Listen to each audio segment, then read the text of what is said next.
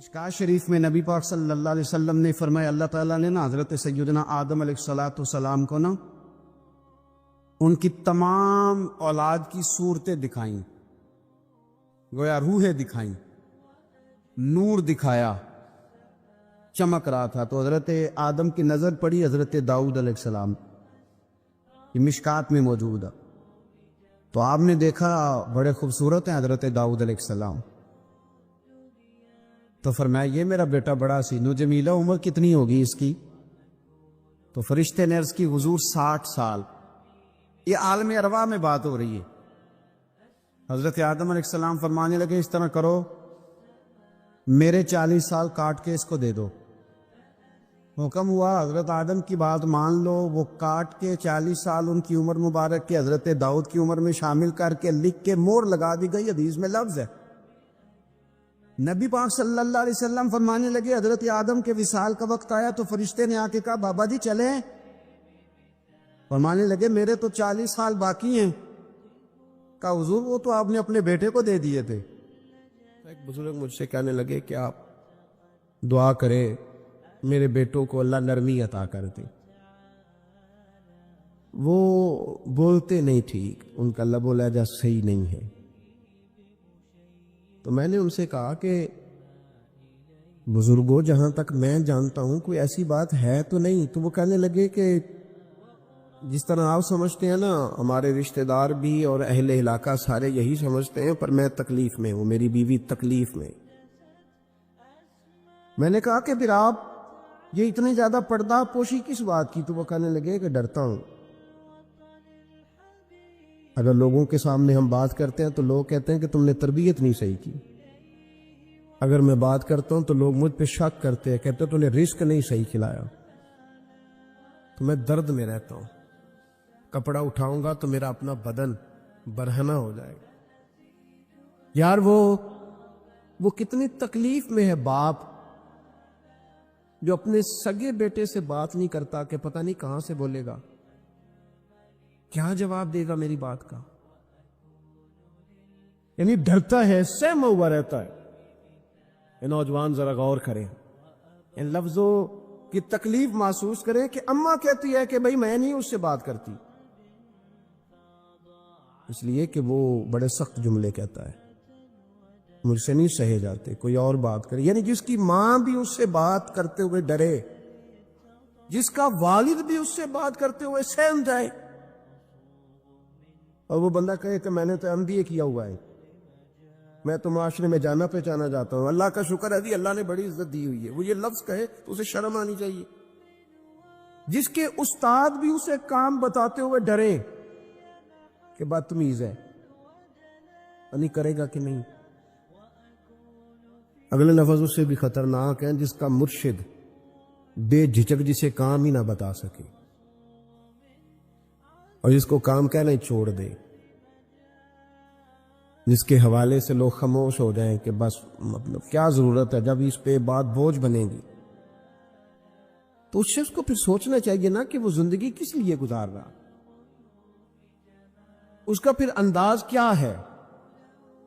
بزرگ جن کی وجہ سے تکلیف میں ہو، آزمائش میں ہو، درد میں ہو، اور یار جو آدمی نیک ہو رب فرماتا ہے اس کا تو میں حیا کرتا ہوں، اللہ کہتا ہے اس کی تو میں قدر کرتا ہوں، میں اس کی۔ دیکھیں نا میرے نبی کریم صلی اللہ علیہ وسلم نے فرمایا جب سفید داڑھی والا شخص قبر میں جاتا ہے، یہ ترمذی کی حدیث ہے، تو رب کریم فرماتا ہے فرشتوں اسے عذاب نہ دینا، مجھے حیا آتی ہے، یہ سفید بال لے کے آ گیا۔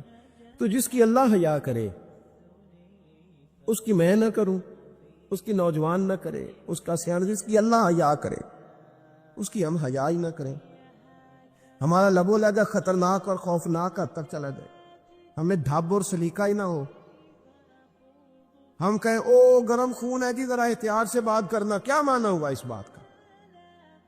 گرم خون اور ہوتا ہے اور بے ادبی والا خون اور ہوتا ہے، ان دونوں میں فرق ہوتا ہے۔ حضرت سعد بن معاذ رضی اللہ تعالیٰ عنہ نبی پاک صلی اللہ علیہ وسلم کے پاس آئے تو ان کے قبیلے کے کچھ نوجوان بھی وہاں بیٹھے تھے۔ حضرت سعد بن معاذ ان میں سے بوڑھے تھے، بزرگ تھے،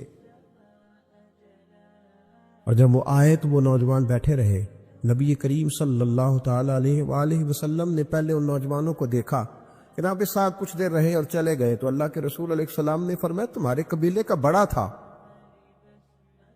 تم نے اٹھ کے استقبال ہی نہیں کیا، تم نے توجہ ہی نہیں کی، تم نے اعزاز ہی نہیں دیا، تم نے یہ خیال نہیں کیا کہ ایک بڑا آیا ہے، تم نے اس کو تکلیف دی۔ اعزاز، اکرام، بھائی کیا حرج ہوتا ہے تھوڑا سا اگر کسی بزرگ کو جگہ آگے دے دی جائے؟ اس میں کیا فرق پڑتا ہے کہ اگر آپ کسی لائن میں لگے ہوئے ہیں تو کسی بوڑھے کو کہیں کہ جناب بابا جی آپ آ جائیں۔ او میرے بھائی، کون سا وجود کا کوئی حصہ ٹوٹ جاتا ہے اگر کسی ضعیف کو، کسی بوڑھے کو یہ کہا جائے کہ آپ لائن سے نکل جائیں اور یہ بل مجھے دے دے، میں جمع کرا دیتا ہوں؟ کیا تکلیف ہوتی؟ ہمارے ہاں تو بوڑھوں کی چارپائیاں گھر میں اب علیحدہ رہتی ہیں، الگ رہتی۔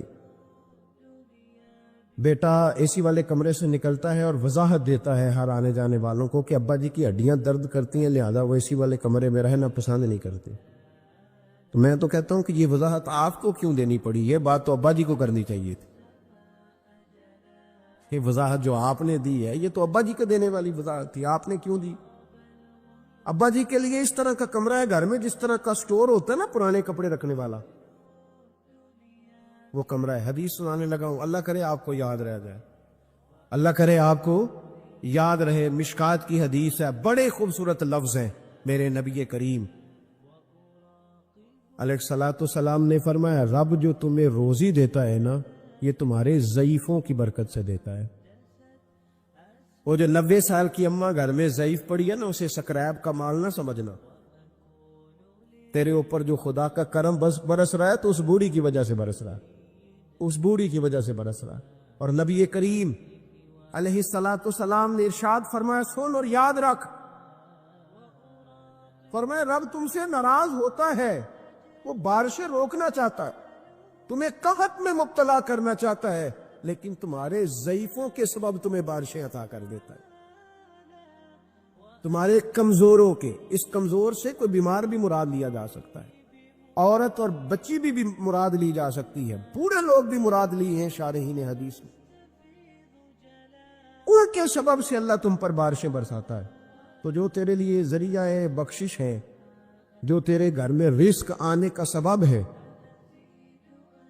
ان کی باتیں تو لگتی ہیں بری، ان کو تو حکا دے کونے میں بٹھا دیا ہے۔ اور اگر کبھی دل کرے تو تعارف کراتے ہیں آنے والے مہمانوں سے کہ یہ ابا جی ہے، اس سے زیادہ کوئی ان کا گھر میں کردار نظر نہیں آتا۔ یہ ظلم ہے، یہ زیادتی ہے۔ بوڑھوں کا اکرام کرنا، ان کو پیار دینا، ان کو اعزاز دینا، ان کو ہمیشہ سربراہ بنا کے رکھنا، ان کے ساتھ اس طرح کا رویہ رکھنا کہ جیسے کسی بڑے شان والے آدمی۔ میں اکثر یہ رونا روتا ہوں، میں کہتا ہوں کہ ابے کی بھی عزت ہو سکتی ہے پر شرط یہ ہے کہ ابا امیر ہونا چاہیے۔ اگر تو ہو نا 6-7 مربع زمین کا مالک تو پھر تو پوتے کیا پڑ پوتے بھی پیر دباتے، لیکن اگر اس بوڑھے بیچارے کو بچوں سے خرچہ لینا پڑے تو پھر اس بیچارے کی کوئی حیثیت ہے؟ ہمارے استاد ایک بات سنایا کرتے تھے، وہ کہتے تھے کہ ایک آدمی نے دعوت پکائی ولیمے کی تو اس نے باہر پہرے دار کھڑے کیے، کہا کوئی غریب آدمی نہ اندر آئے، سارے امیر ہی آئیں۔ اور میرا تجربہ یہ ہے کہ اب غریبوں کو شوق ہو گیا امیروں کو دعوت دینے کا۔ ناراض تو نہیں ہو گئے آپ لوگ؟ یہ میں تجربے کی بات کر رہا ہوں۔ کبھی کسی غریب کے فنکشن میں جانے کا اتفاق ہوتا ہے نا تو مجھے یوں لگتا ہے کہ اس کا دل تھا کہ غریب کوئی بھی نہ آئے، غریب کو دعوت دینا پسند ہے، تو امیر تو پہلے نہیں اسے بلاتا تو پھر بلائے گا کون؟ اس نے شیخ صاحب نے ولیمہ اپنے بیٹے کا کیا تو باہر جو پہرے دار تھے ان سے کہا کہ کوئی غریب آدمی اندر نہ آئے، امیر بندے صرف۔ اور نبی پاک صلی اللہ علیہ وسلم نے ایسے ولیمے پر لعنت برسائی ہے، فرمایا لعنتی ہے وہ دعوت جس میں صرف امیر آئیں اور غریب نہ آئیں۔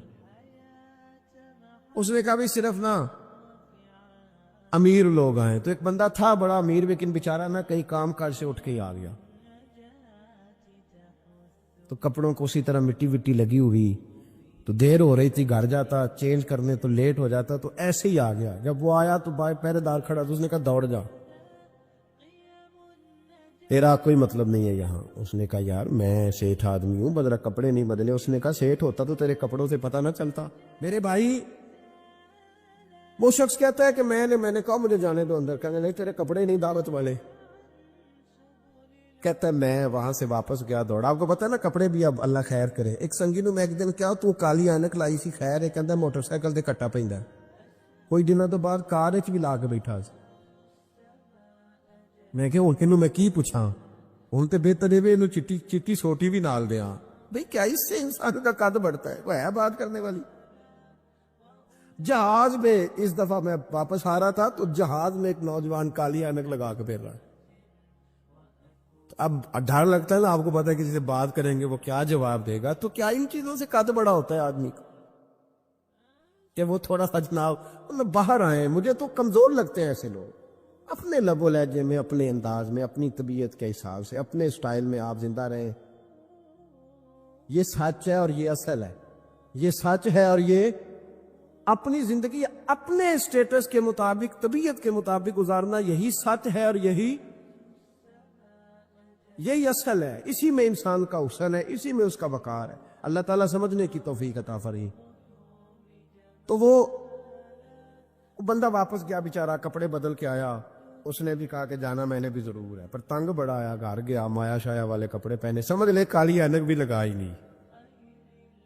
آیا تیار شیار ہو کے, کوٹ شوٹ پہن کے, ٹائی شائی کے ساتھ. جب واپس آیا تو وہ جو جس نے کہا تھا نا داخل نہیں ہونے دینا, اس نے خود دروازہ کھولا.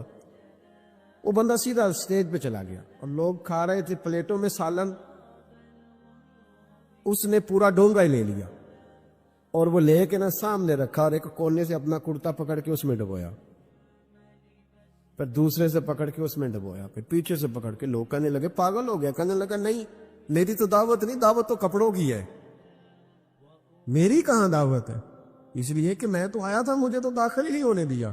یہ تو دعوت ہے میرے کو. نہیں سمجھ آئی آپ کو میری بات؟ بھئی وہ بھی کوئی انسان ہے جو کسی کو صرف کپڑوں کا حیا کرے. ٹھیک ہے, انسان کا لباس اس کی شخصیت کا آئینہ دار ہوتا ہے, کپڑے اچھے پہننے چاہیے. نبی پاک صلی اللہ علیہ وسلم نے فرمایا تیرے پاس اگر نعمت ہے تو چھپا نہ, اس کا اثر تیرے اوپر نظر ہے. لیکن آپ کسی کو کپڑوں سے جج کریں گے, گاڑی سے جج کریں گے, یہ معیار نہیں ہے. والد کو, استاد کو, مرشد کو کیا اس لیے جج کیا جائے گا کہ اب وہ مالدار ہوگا تو حیا کریں گے؟ اور بھائی ماں اگر کسی کھیت میں بیٹھ کے اپلے بھی تھاپ رہی ہو نا, اور وقت کا شیخ الحدیث کسی بہت بڑی مسجد میں بیٹھ کے حدیث بھی پڑھا رہا ہو, اماں وہاں اپلے تھاپ رہی ہے, تو اس محدث وقت بھی جنت اسی ماں کے قدموں کے نیچے, وہیں سے اسے جنت ملے گی. یہ نہیں ہو سکتا کہ وہ کہے جنت کہیں اور سے مل جائے گی. بے شک وہ بیچاری اپلے تھاپ رہی ہے, گوبر کے ساتھ کام کر رہی ہے. میری بات کی سمجھ آ رہی ہے؟ بزرگوں کا اکرام کریں, احترام کریں, ان کو ادب دینا سیکھیں, ان کے ساتھ لحاظ والا رویہ اختیار کریں. نبی کریم علیہ السلام کے صحابی حضرت ابو ہریرہ رضی اللہ تعالیٰ عنہ فرماتے ہیں کہ حضور سید عالم علیہ السلام کے پاس میں بیٹھا تھا تو چند نوجوان حضور کے پاس بیٹھے تھے. جہاں ہم بیٹھے تھے وہاں جگہ کچھ تنگ تھی. ایک بزرگ آ گئے سفید داڑھی والے, انہوں نے سلام لی. نبی پاک نے سلام کا جواب دیا تو حضور نے نوجوانوں پہ 2-3 دفعہ نظر ڈالی. وہ بیٹھے رہے, ان کو جگہ نہیں دی, تھوڑے سمٹے نہیں. تو کہتے ہیں رسول پاک علیہ السلام نے بات کی تو میں کانپنے لگا. اللہ کے حبیب نے فرمایا من لم یرحم صغیرنا ولم یؤکر کبیرنا فلیس منا. فرمایا جس کو چھوٹے پہ شفقت نہیں کرنی آتی اور جس کو بڑے کی عزت نہیں کرنی آتی, اس کا تو ہم سے تعلق ہی کوئی نہیں. فلیس منا, وہ ہم میں سے. فرمایا وہ آئے, تم نے جگہ ہی نہیں دی. یہ سفید داڑھی والے شخص کا اکرام نہیں کیا, اس کو تم نے جگہ ہی نہیں دی. اور ہم لوگ یہ سمجھتے ہیں, یہ نوجوان یہ سمجھتے ہیں کہ ہم نے کون سا بوڑھے ہونا ہے, ہم نے کون سا بوڑھے ہونا, ہم نے تو سدا جوان ہی رہنا. ایک کلرک نے نا ایک دفعہ کسی بہت بڑے رائٹر کو کہہ کہ اپنے نام سمیت, اس نے کہا تھا میرا نام, ایڈریس, فون نمبر سمیت یہ بات اپنے کالم میں درج کر دو. اس نے کہا کہ میں کلرک تھا, تنخواہیں وغیرہ دیتا تھا کسی بینک میں یا کسی ایسے ادارے میں ملازم تھا جہاں میں وہ چیزیں دیا کر. تو کہتے ہیں کہ میں وہاں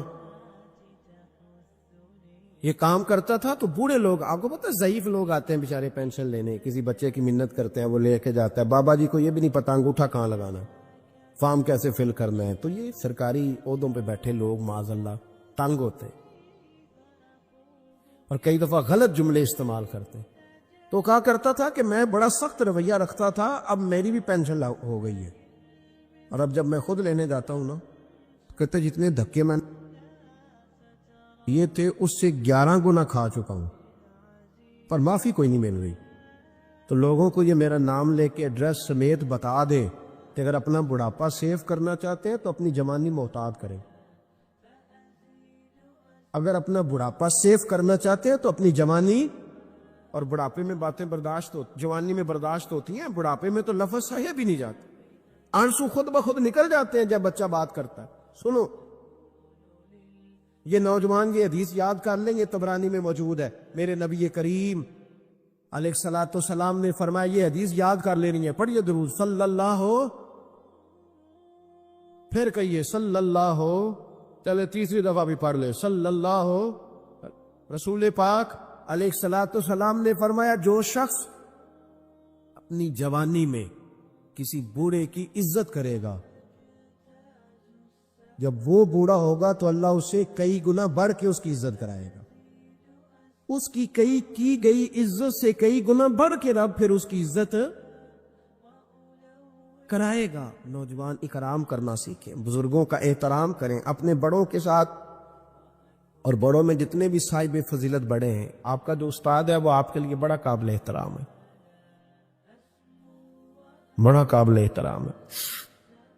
میں ماسٹر کی ڈگری لینے کے بعد اب بھی کبھی گاؤں میں اپنی پرائمری کے ٹیچروں کو دیکھتا ہوں، اب بھی تو احساس پیدا ہوتا ہے کہ یہ اگر ہمیں وہ الف بات آسانہ نہ پڑھاتے، شروع کی کتابیں یہ المدہ عام نہ پڑھاتے، تو پھر اس سے آگے بھی ہمیں پڑھنا نہ آتا. اور اگر آپ کو اللہ تعالیٰ سمجھ دے نا، توفیق دے، تو یہ سمجھیں کہ جو چھوٹا استاد ہوتا ہے اس کی محنت زیادہ ہوتی ہے. ہاں یونیورسٹی والے جو ٹیچر ہیں تو لیکچر لے کے چلے جاتے ہیں، تو وہ جس نے رٹا لگایا نا پہاڑے یاد کرانے کا، وہ جس نے آپ کو املا لکھنی سکھائی ہے نا، اس کی محنت، اگرچہ اس کی تعلیم میٹرک PTC ہے، اگرچہ آپ اس سے کئی گنا زیادہ تعلیم حاصل کر گئے، لیکن اصل مشقت اس قاری صاحب کی ہے جس قاری نے آپ کو قاعدہ پڑھایا ہے، جس نے تلفظ ٹھیک کرایا ہے. ابتدائی کتابوں کے اساتذہ کی مشقت زیادہ ہوتی ہے، بڑے لوگ کو لیکچر دے کے چلے جاتے ہیں. تو بھائی ادب کرنا سیکھیں. میرے رسول پاک صلی اللہ علیہ وسلم نے ارشاد فرمایا، حضور فرمانے لگے ایک تیرا باپ وہ ہے جس کی صلب سے تو پیدا ہوا، اور ایک تیرا باپ وہ ہے جس نے اپنی بیٹی دے کے تجھے بیٹا بنایا، اور فرمایا ایک تیرا باپ وہ ہے جس نے تجھے تعلیم دی.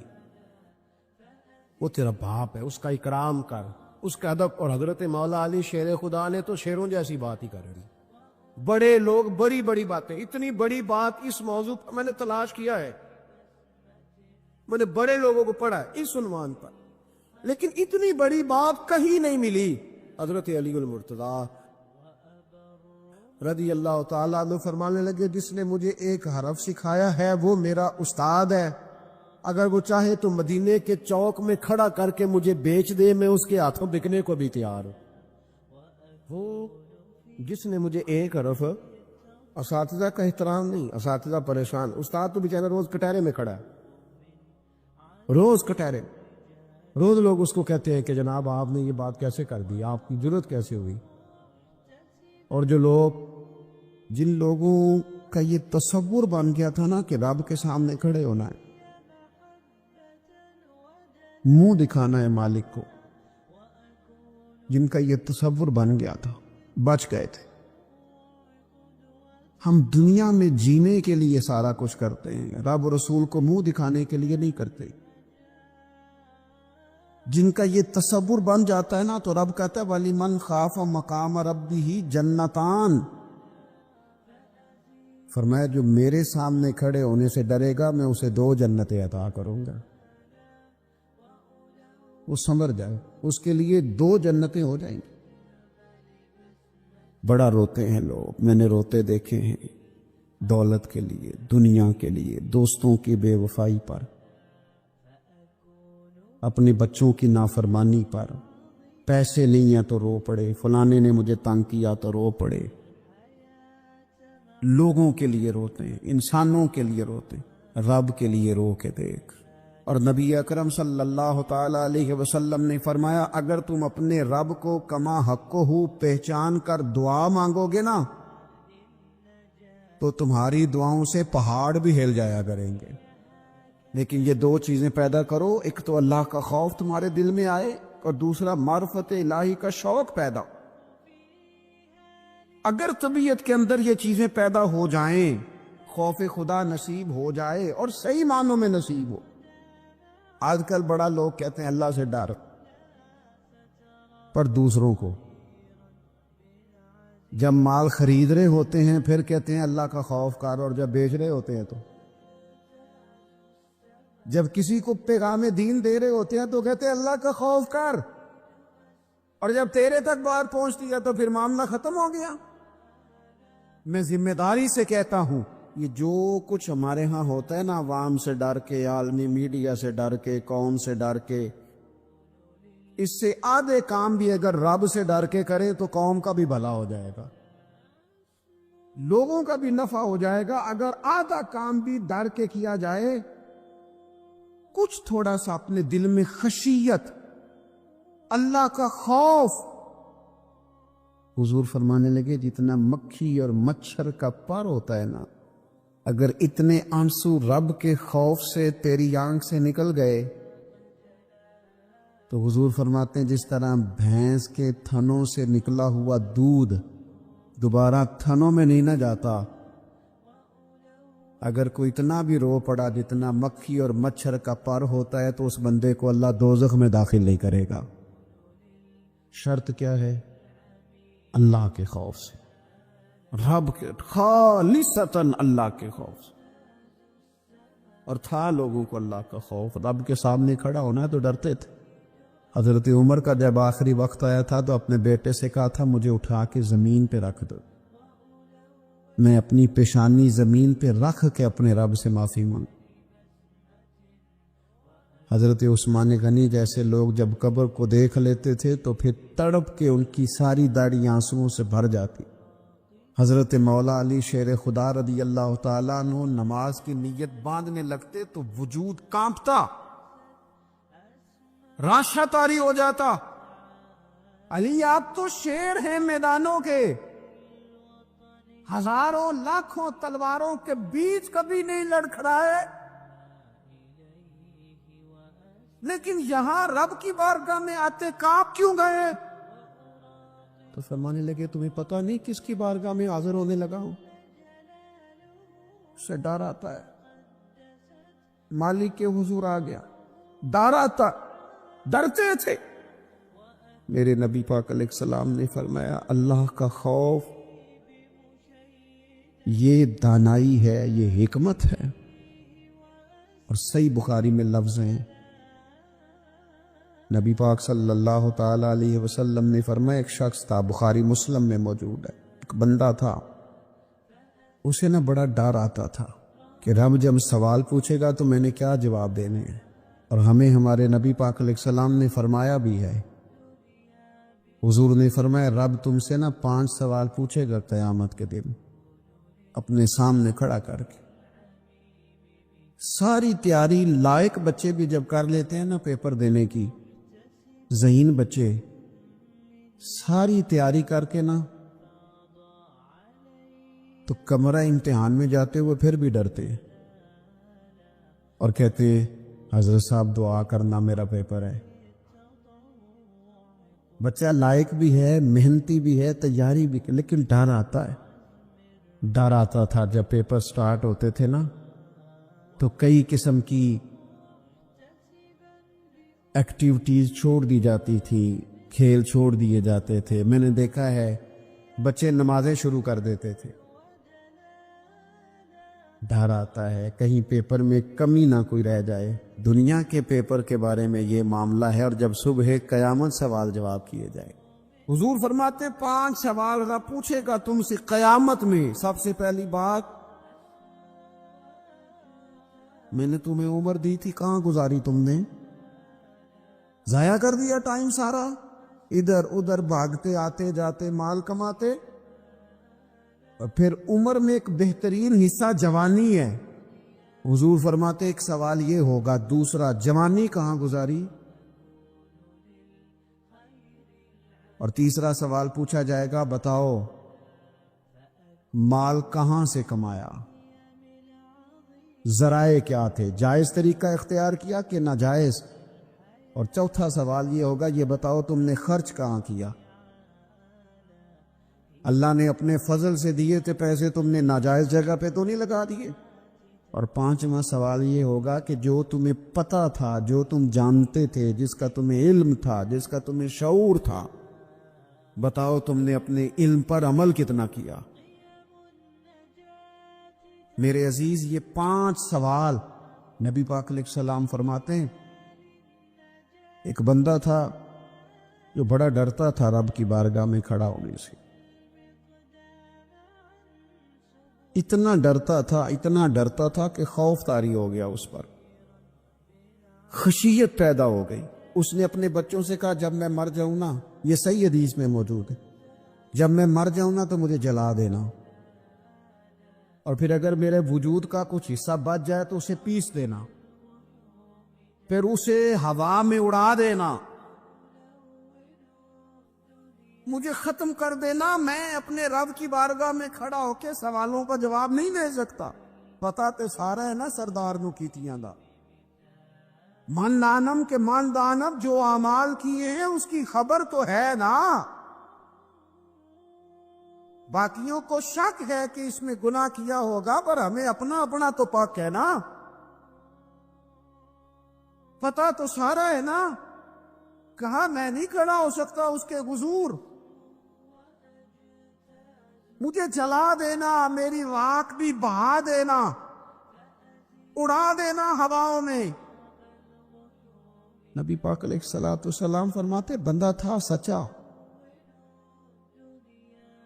یہ کام اس نے کیا اللہ سے ڈر کے۔ کریم محبوب علیہ السلام فرمانے لگے، اللہ تعالیٰ نا قیامت کے دن ذرات کو حکم دے گا کہ اس کے وجود کے ذرے جمع کرو۔ اس کا وجود جمع کیا جائے گا، جس رب نے پہلے بنایا ہے وہ دوبارہ بنانے پر بھی قادر ہے۔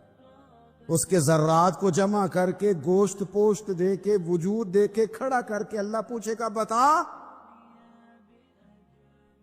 یہ کام کرنے کا تجھے کس نے کہا؟ عرض کرے گا، مالک میں ڈر گیا تھا نا، تیری بارگاہ میں کھڑا ہوں، سوالوں کے جواب دوں، یہ کام مشکل تھا، میں ڈر گیا۔ تو نبی پاک صلی اللہ تعالی علیہ وسلم فرمانے لگے، رب فرمائے گا، فرشتو کہ میرا بندہ نہ سچ کہتا ہے، یہ واقعی مجھ سے ڈر گیا تھا، گواہ ہو جاؤ میں نے اس کے لیے جنت کا فیصلہ کر دیا۔ میرے دوستو، اپنے دل کو خشیت والا کریں۔ دل نہ سخت ہو گئے ہمارے، کیسے نرم ہوں گے؟ قرآن پاک پڑھنے سے۔ دل کیسے نرم ہوں گے؟ اللہ کا ذکر کرنے سے۔ دل کیسے نرم ہوں گے؟ قبرستان جانے سے، اپنوں کی قبریں دیکھنے سے۔ دل کیسے نرم ہوں گے؟ کبھی ہسپتال کا چکر لگا کے آؤ، دیکھو طبیعت کیسے نرم ہوتی۔ دل کیسے نرم ہوگا؟ کسی کے دکھ کو دکھ سمجھنے سے۔ دل کیسے نرم ہوگا؟ اللہ کی مخلوق سے محبت کرنے سے۔ دل کیسے نرم ہوگا؟ تنہائی میں رب کی بارگاہ میں رونے سے۔ دل کیسے نرم ہوگا؟ خالص اللہ کی رضا سے کسی کی خدمت کرنے سے۔ دل کیسے نرم ہوگا؟ یتیم کے سر پہ ہاتھ پھیرنے سے۔ دل کیسے نرم ہوگا؟ جب ہم اپنے مالک کی بارگاہ میں بیٹھ کے لمبی دعائیں مانگیں گے۔ دلوں کو نرم کرنے کی طرف لاؤ، اللہ کا خوف، خشیت اپنی طبیعت میں پیدا کرو۔ اس سے پہلے کہ تندرست جسم بیمار ہونے لگے. ڈاکٹر کہتے ہیں پتہ ہی نہیں چل رہا، رپورٹیں تو ٹھیک ہیں ساری، سمجھ نہیں آ رہی. ہمارے ہاتھوں سے کئی لوگ نکل گئے، کوئی پتہ نہیں چلا. دیر کے بعد خیال آیا کہ صبح بتایا تھا ڈاکٹر نے کہ تو لاہور چلا جا، یہ کبھی رات کو بتا دیتا نا. ہاتھوں سے نکل گئے بڑے لوگ، بڑی چیزیں نکل گئی. ہماری تیاری ہے سب کی، وہاں جانے سے کسی کو مفر نہیں اور کسی کو مکر نہیں. جانا ہے اپنی زندگی کے اندر خشیت الہی. کچھ کام فقط اس لیے چھوڑ دے، کوئی ہمیں روکنے والا نہیں، ٹوکنے والا نہیں، منع کرنے والا نہیں، دیکھنے والا نہیں، اس لیے چھوڑ دو کہ میرا رب نہ ناراض ہو جائے. کسی کی ہمیں مجبوری نہیں، کسی کی ہمیں پابندی نہیں، کوئی کسی کی طاقت نہیں ہمیں کہہ سکے، لیکن کچھ کام فقط اس لیے شروع کر دو کہ میرا اللہ راضی ہو جائے. ہمارے صوفیاء فرماتے ہیں کہ کسی بندے کے دل میں نا، وہ کہتے ہیں نا لوگ کہ بریک ٹھیک کر لو تو پھر گاڑی روڈ پہ چڑھا لو پھر خیر ہے. جہاں بھی موقع آئے گا اس کی بریک لگے گی. پھر لوگوں نے ایک اور آسانی کی ہے، میں نے دیکھا ہے کچھ ایسی گاڑیاں آئی ہیں جن کی بریک نہیں لگانی پڑتی. انہوں نے ایسا اس میں سسٹم فٹ کر دیا ہے کہ گاڑی کے سامنے کوئی چیز آتی ہے تو اس کی بریک خود بخود لگ جاتی ہے. وہ کہتے ہیں بغیر بریک کے گاڑی روڈ پر چڑھانی نہیں، بریکیں ٹھیک کرو پھر چڑھا لو. صوفیاء فرماتے ہیں کہ تم اگر چاہتے ہو نا کہ انسان جرم نہ کرے، خطا نہ کرے، لوگوں کو تنگ نہ کرے، تو اسے سوسائٹی کے اندر بھیجنے سے پہلے اس کے دل میں اللہ کا خوف پیدا کر دو. اگر اس کے دل میں تم خدا کا خوف پیدا کر دو گے، پھر تم اسے جہاں بھی چھوڑ دو گے وہ کوئی نقصان نہیں کرے گا. لیکن اگر خوف خدا نہیں نہ ہوگا، اگر اللہ کا ڈر نہیں ہوگا، پھر وہ لوگ دیکھتے ہیں کہ لوگوں کو کیسے مطمئن کیا جائے، لوگوں کی آنکھوں میں دھول کیسے جھونکی جائے. وقتی طور پر ایسے پروگرام بنا لیے جائیں جن سے لوگ مطمئن ہو جائیں، تھوڑا سا لوگوں کو موٹیویٹ کر دیا، کوئی تھوڑا سا بتا دیا، کوئی تھوڑا ریلیف دے دیا، کچھ تھوڑی سی ایسی کہانی بنا دی جس سے ووٹر مطمئن ہو جائیں. لیکن فی نفس سے ہی بندہ نیک کب ہوتا ہے؟ میرا رب فرماتا ہے ان الذین یخشون ربہم بالغیب، وہ لوگ جو اپنے رب سے ڈرتے ہیں پر بن دیکھے ہی ڈرتے ہیں. ان الذین یخشون ربہم بالغیب لہم مغفرۃ واجر کبیر. قربان جائیں. فرمایا بے شک وہ لوگ جو اپنے رب سے بغیر دیکھے ڈرتے ہیں، اللہ تعالیٰ نے ان کے لیے بخشش بھی رکھی ہے اور بہت بڑا اجر تیار کیا ہوا ہے. بغیر دیکھے یہ جب بندے کو چیز نصیب ہوتی ہے نا کہ وہ اللہ تعالیٰ سے ڈرتا ہے، پھر وہ بندہ دانا ہو جاتا ہے، پھر وہ بندہ معاملہ فہم ہو جاتا ہے، وہ بندہ سمجھدار ہو جاتا ہے. قرآن مجید نے کہا یا ایھا الذین آمنوا ان تتقوا اللہ یجعل لکم فرقان. میرا دل کرتا ہے کہ امت مسلمہ اس آیت کو یاد کر لے. رب فرماتے ہیں اے ایمان والو، اگر تم اللہ سے ڈرو گے نا تو اللہ تعالیٰ تمہیں حق اور باطل میں تمیز کرنے کی قوت عطا فرما دے گا. تم اپنے دل میں رب کو جواب دینے کا تصور پیدا کرو، اللہ تمہارے فیصلے درست کرا دے گا. اور میرے نبی پاک صلی اللہ تعالی علیہ وسلم نے فرمایا یہ جو اللہ کا خوف ہے نا، یہ حکمت کی بنیاد ہے، یہ دانائی کی بنیاد. اللہ کا خوف ہے، یہ بنیاد ہے، اس کی وجہ سے لوگ دانا ہوتے ہیں. اگر وہ رب کریم سے ڈرنے لگے تو اللہ انہیں بصیرت کی روشنی دے گا. کیوں فیصلے درست تھے سارے سیدنا صدیق اکبر کے، اس لیے درست تھے کہ ان کے دلوں میں رب کا خوف موجود تھا. بڑی فضیلتیں انہیں حاصل تھی، بڑی عظمتیں حاصل تھی، لیکن کسی جگہ بھی کسی مقام پر بھی ان کے قدم لڑکھڑاتے کیوں نہیں تھے؟ بڑے انہوں نے بھی زندگی کے اندر تکلیفیں دیکھی، بڑے بوجھ دیکھے، بڑی دھوپ چھاؤں دیکھی، لیکن مضبوط کیوں رہے؟ حضرت سعد بن ربیع رضی اللہ تعالیٰ عنہ ایک جنگ میں شہید ہو گئے تھے، جنگ احد میں. تو ان کی بیٹی ایک دن آئی حضرت صدیق اکبر کے پاس، امیر المومنین کے پاس کسی کام سے. تو جناب سیدنا صدیق اکبر رضی اللہ تعالیٰ عنہ نے چادر بچھا کے اس بیٹی کو بٹھایا،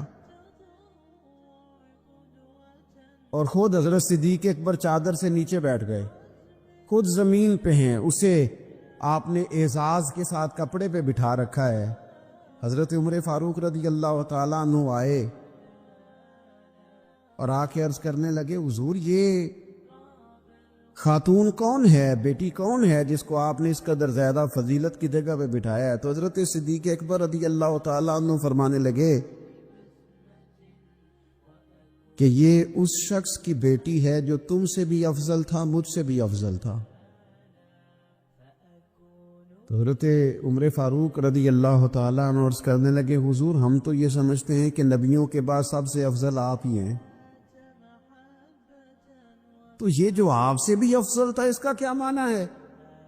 حضرت صدیق اکبر فرمانے لگے، وہ لوگ کتنے افضل تھے جنہوں نے حضور کی موجودگی میں اپنی جان اپنی رب کی بارگاہ میں پیش کر دی. حضور کے مقدس ہاتھوں میں جن لوگوں کی روحیں پرواز کر گئیں وہ کتنے بڑے لوگ تھے. میری بات کو سمجھیے گا کہ ان لوگوں کے دلوں میں وہ جو عاجزی تھی، وہ جو اللہ تبارک و تعالیٰ کی معرفت تھی، اس نے کس طرح کا بنا دی. ہمارے ہاں یہ مسئلہ بن گیا ہے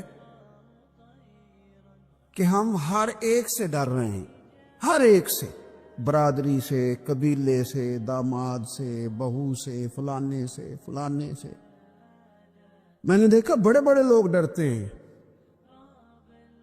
آپ اگر ناراض نہ ہوں تو بعض والدین ہیں جو اولاد سے ڈرتے ہیں. ہاں میں نے کچھ ایسے دنیا دار پیر دیکھے ہیں جو مریدوں سے ڈرتے ہیں. میں نے ایسے لیڈر دیکھے ہیں جو اپنی عوام سے ڈرتے ہیں. کیوں؟ اس لیے کہ میرے نبی پاک علیہ السلام نے فرمایا جو رب سے نہ ڈرے پھر وہ سب سے ڈرتا ہے، اور فرمایا جو رب سے ڈر جائے اللہ مخلوق کا خوف اس کے دل سے نکال دیا کرتا ہے. یہ رب سے نہیں ڈرا تو یہ سب سے ڈرا ہے. اگر رب سے ڈرتا تو کسی سے نہ ڈرتا. اور حضور فرماتے ہیں دو خوف اللہ جمع نہیں کرے گا. تم اگر بے خوف زندگی گزارنا چاہتے ہو نا دنیا میں تو ایک خوف پیدا کر لو، وہ رب کا خوف ہے. بے خوف ہو جاؤ. اور اگر تم یہ خوف پیدا نہیں کرتے پھر تو سائے سے ڈرو گے، پھر سانپ سے نہیں رسیوں سے ڈرو گے، پھر تو جگہ جگہ تمہیں کمزور کر دیا جائے، پھر تو لوگ ہر وقت تمہیں بھگائیں گے، ڈرائیں گے. ایک خوف پیدا کر لو اللہ کا، پھر دوسرا کوئی خوف قریب نہیں آئے گا. اور ایک معنی میں اور کہا اللہ دو خوف جمع نہیں کرے گا. حضور فرماتے ہیں تو دنیا میں رب سے ڈر جانا، رب تجھے آخرت میں نہیں ڈرائے گا. وہ جو اللہ کے ولیوں کے بارے میں کہا لا خوف علیہم ولا ہم یحزنون، کیا معنی ہے؟ دنیا میں انہیں صرف اللہ کا خوف تھا، باقی کسی کا خوف نہیں تھا. حضور فرماتے ہیں تو دنیا میں رب سے ڈر جا، قیامت میں تجھے نہیں ڈرائے گا. اور اگر تو دنیا میں نہیں نہ ڈرے گا پھر تو قیامت میں ڈرایا جائے گا.